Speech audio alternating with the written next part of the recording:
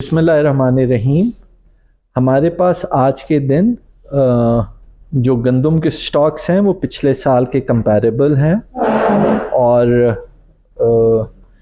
एक चीज़ मैं आपको ज़िम्मेदारी से कह सकता हूँ कि सूबे के अंदर पिछले साल के मुताबिक गंदम के स्टॉक्स अवेलेबल हैं, जिसका मतलब ये है कि हमारे पास आटे की शॉर्टेज कम से कम नहीं है। प्राइस के मुतालिक यकीनन आप कह सकते हैं कि जो सरकारी निर्ख है उसमें और जो प्राइवेट मार्केट में फिर रहा है उसके अंदर काफ़ी फ़र्क है।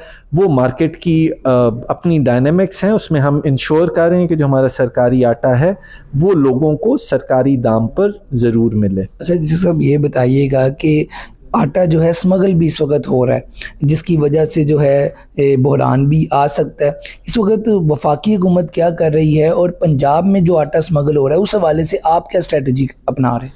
हम लोगों ने अपने बॉर्डर्स को सील किया हुआ है और हमारा जो डिपार्टमेंट है महदूद वसाइल के साथ FIRs भी कर रहे हैं और जो स्मगलर्स हैं उनके ख़िलाफ़ एक्शन भी ले रहा है, लोगों को फ़ाइन भी किया जा रहा है।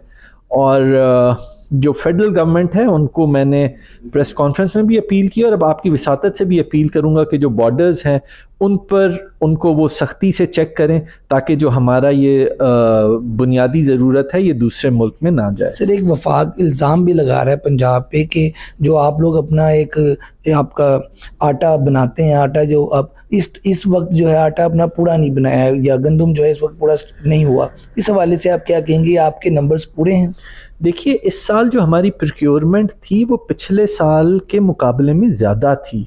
हम अमूमन 3 to 3.5 मिलियन मेट्रिक टन गंदम सरकार ख़रीदती है। इस साल 4.5 मिलियन मेट्रिक टन ख़रीदी गई, जो पिछले साल से 10 लाख मेट्रिक टन ज़्यादा है।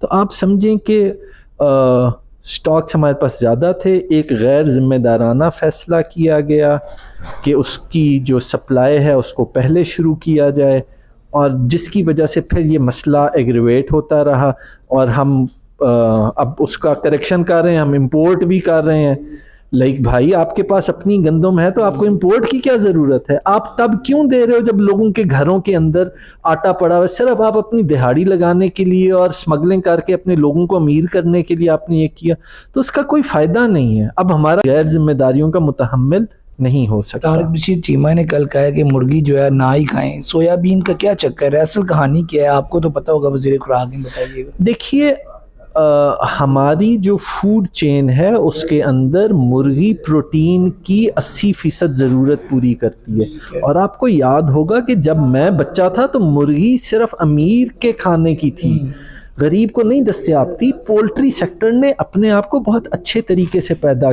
उठाया है और वो मुल्क पूरी दुनिया में उसने अपना नाम पैदा किया। तो मेरी गुजारिश ये है कि पोल्ट्री और डेयरी सेक्टर में सोयाबीन एक बुनियादी अहम तरीन जुज़ है। उसके अंदर ये गैर जिम्मेदाराना बयानात दे रहे हैं जिससे ये तबाही पड़ना चाहते हैं। इनको आइडिया ही नहीं है कि भाई मुल्क के अंदर जो इनके फैसले हैं, यानी अब अगर ये सोयाबीन वक्त पर जारी करते तो हर चीज़ ठीक थी। अब इन्होंने उसको वहाँ पर स्टॉक रखा, खज्जल हो के, परेशान हो के, खुद भी पूरी इंडस्ट्री को। आपको पता है कि कितने पोल्ट्री फार्म बंद हो गए? आपको पता है कि हो क्या रहा है मुल्क के अंदर?